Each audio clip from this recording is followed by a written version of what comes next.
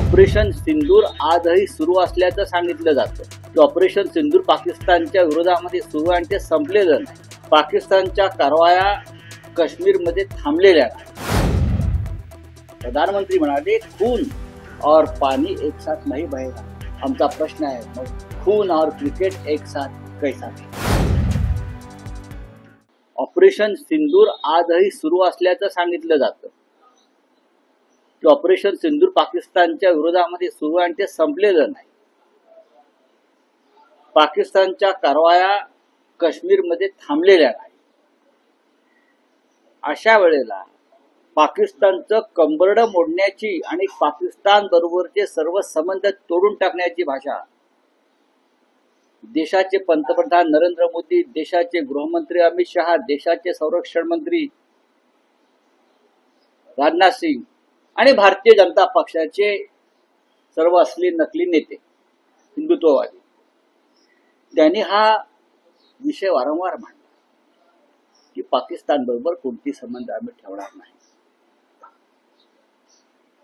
खून और पानी एक साथ नहीं बहेगा।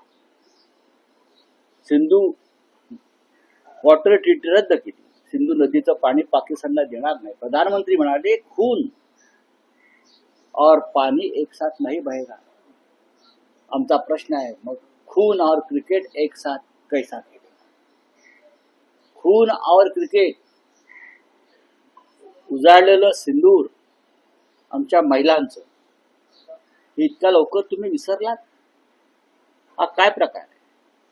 आमचा सवाल भारतीय जनता पक्षाला, सरकार सोडून द्या, भारतीय जनता पक्ष, राष्ट्रीय स्वयंसेवक संघ, बजरंग दल, विश्व हिंदू परिषद जे भारतीय जनता पक्षाचे प्रचारक आहेत त्यांची भारत पाक क्रिकेट सामन्याविषयी काय भूमिका आहे हे त्यांनी स्पष्ट केलं पाहिजे। माननीय शिवसेना पक्षप्रमुख उद्धव ठाकरे यांनी जो सामना आहे 14 तारखेला पाकिस्तान बरोबरचा, शिवसेना पक्षप्रमुख उद्धव ठाकरे जी बाळासाहेब ठाकरेंची शिवसेना आहे त्या शिवसेनेनं निषेध व्यक्त करून या सामन्यांना विरोध केलेला आहे। नुसता विरोध नाही, महाराष्ट्रामधली महिला आघाडी शिवसेनेची ही त्या दिवशी रस्त्यावर येईल आणि माझं कुंकू माझा देश हा विषय सिंदूरचा आहे, सिंदूरच्या सन्मानाचा आहे। माझं कुंकू माझा देश अशा प्रकारचं अभियान, अशा प्रकारचं आंदोलन त्या दिवशी केलं जाईल। सिंदूर रक्षा अभियान हिंदीमध्ये सांगायचं तर, किंवा सिंदूर सन्मान आंदोलन, सिंदूर की रक्षा में शिवसेना मैदान। पण मराठीत सांगायचं तर माझं कुंकू माझा देश माझा अभिमान अशा प्रकारचं आंदोलन 14 तारखेला शिवसेनेच्या महिला आघाडीतर्फे होईल। आणि त्यानंतर प्रधानमंत्री सिंदूर विसरले, ते घरघर सिंदूर वाटणार होते, राजकारण करणार होते, विरोध झाल्यामुळे थांबले। त्यानंतर महाराष्ट्रातल्या लाखो महिला नरेंद्र मोदी यांना इथून सिंदूर पाठवणार आहेत। घराघरातून सिंदूर पाठवायचा सुद्धा अभियान त्या दिवशी आम्ही घेणार आहोत। आणि अशा प्रकारचं हे सिंदूर रक्षा अभियान किंवा माझं कुंकू माझा देश अशा प्रकारचं एक आंदोलन शिवसेना पक्ष प्रमुख उद्धव ठाकरे यांच्या सूचनेनुसार, आदेशानुसार 14 तारखेला होईल। भारत आणि पाकिस्तानचा क्रिकेट सामन्याला जे समर्थन देत आहेत, जी त्याची वकालत करतायत, त्यांनी जरा आपला अंतरात्मा तपासून पाहावा की राष्ट्राची भावना नक्की काय। हा एक प्रकारे देशद्रोह। या भाजपवाल्यांची सगळी मुलं अबुधाबीत मॅच बघायला जाणार आहेत। जय शहा तर क्रिकेटचे सर्व आहेत। राष्ट्रभक्तीच्या गोष्टी आपण करता, अमित शहा करतात, आम्हाला शिकवतात, काँग्रेसवाल्यांना असतील, शिवसेनेला असतील। आम्ही म्हणे आमच्या मूळ विचारापासून दूर गेलो, आम्ही मूळ विचारापासून दूर गेलो नाही। हिंदुहृदय सम्राट बाळासाहेब ठाकरे यांनी भारत पाक सामन्याला कायम विरोध केला। जावेद मियादाद घरी आला तेव्हा त्याला ठणकावून सांगितलं चहा प्यायचं आणि निघून जायचं। सामन्याची वकालत इथे करायची नाही. एका बाजूला तुम्ही काश्मीरमध्ये रक्त सांडत असताना तुम्ही क्रिकेट खेळायला आमच्याकडे येता? लाजा वाटत नाही तुम्हाला? हाच प्रश्न भारतीय जनता पक्षाला आहे. अरे तोंड तरी उघडा, विरोध तरी करा.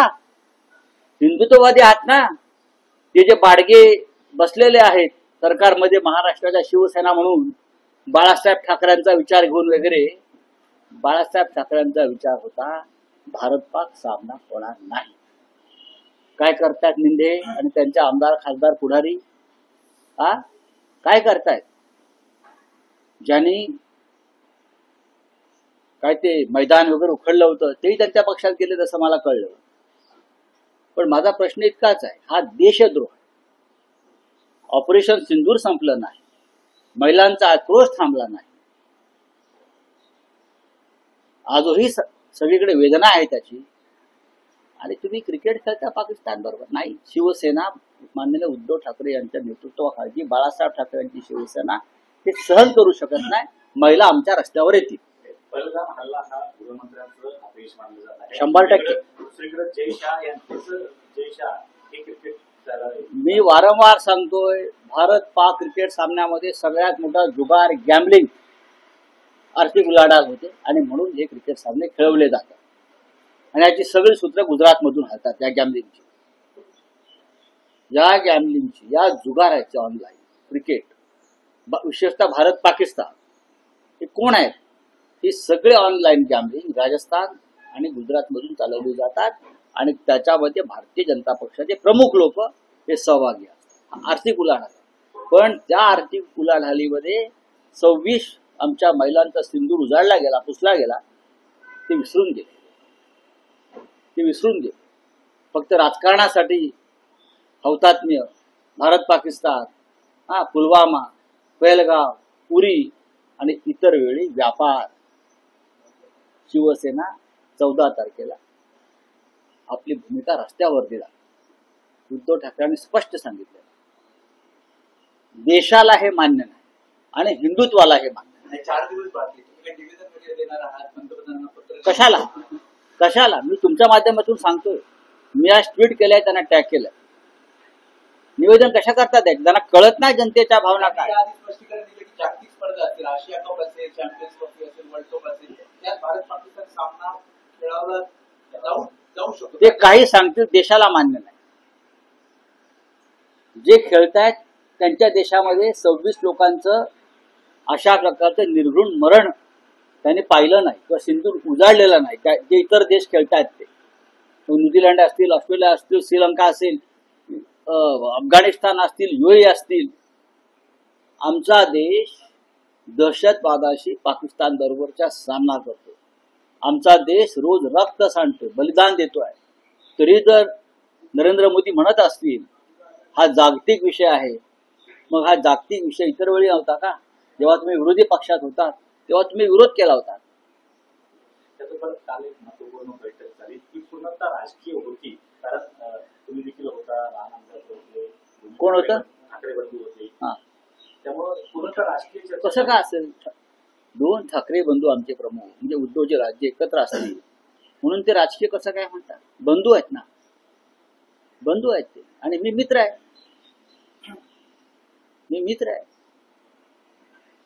बैठक झाल्यावर मनसेनं पदाधिकाऱ्यांची बैठक केली. आज शिवसेनेची पण आहे. बघा, पदाधिकाऱ्यांची बैठक ही सतत चालणारी प्रक्रिया आहे राजकारणामध्ये. तुम्ही राजकारण म्हणताय ना, मग ही सतत चालणारी प्रक्रिया. निवडणूक आलेल्या आहेत महानगरपालिकेच्या, जिल्हा परिषदेच्या, बैठका घ्याव्या लागतील. थँक्यू. हिंदी में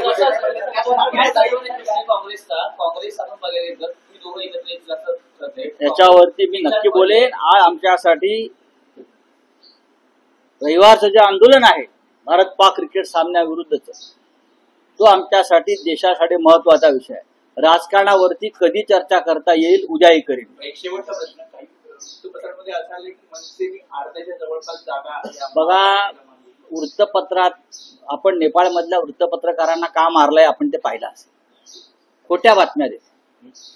नेपाळच्या मीडियावर झालेल्या हल्ल्याचा अभ्यास आपल्याकडल्या लोकांनी करायला पाहिजे. रस्त्यावर त्यांना काय माहिती? कोण होतं आतमध्ये? मी होतो, मला माहिती.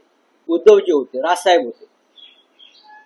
काय माहितीये त्यांना आतमध्ये काय चर्चा झाली, आतमध्ये काय झालं काय माहितीये कोणाला. वृत्तपत्रात आलेल्या सगळ्या बातम्या खोट्या आहेत. एकीकडे मराठा आरक्षण दिलं गेलेलं आहे आणि दुसरीकडे ओबीसी उपसमिती मात्र म्हणते की सरसकट कुणबीचे दाखले देऊ नये. सरकार त्याच्यावरती मी बोलेन ना. सरकारमध्ये भुजबळ साहेब आहेत, तेवढे मोठे नेते, इतर नेते आहेत, राधाकृष्ण विखे पाटील आहेत, स्वतः देवाभाऊ आहेत, तेवढे होर्डिंग बिल्डिंग लागले आहेत. त्यांना या विषयावर बोलू द्या ना.